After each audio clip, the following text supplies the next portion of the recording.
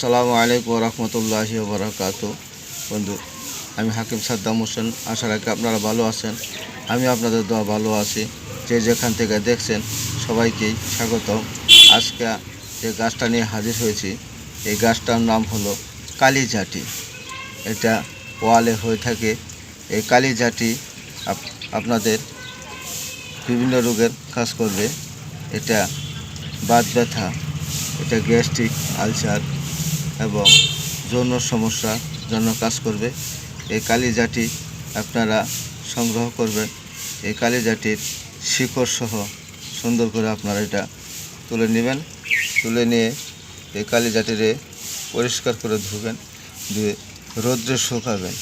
রৌদ্রে শুকিয়ে এটা হামানদিস্তা বা আপনার যে কোনো পন্থায় এটা চূর্ণ করবেন। এটার চূর্ণ যে পরিমাণ হবে সমমান আপনারা চিনি মিশাবেন।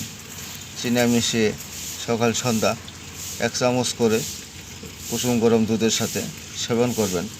এভাবে যদি আপনারা সেবন করতে পারেন তাহলে যাদের বীর্য পাতলা, সামান্য উত্তেজনা বীর্য বাইর হয়, উত্তেজনা হয়ে লিঙ্গ শক্ত হয়ে দেখা যাচ্ছে বীর্য ঢুকানোর সাথে সাথে বীর্যপাত হয়ে যায়, তাদের জন্য এই কালিঝাটি সুন্দর কাজ করবে। বন্ধু, আপনারা এটা কালিঝাটি সংগ্রহ করে চূর্ণ করে আপনারা সেবন করবেন।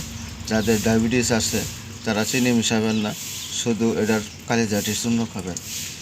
বন্ধু, ভিডিওটা যদি ভালো লাগে লাইক করবেন, শেয়ার করবেন, কমেন্ট করে মতামত জানাবেন।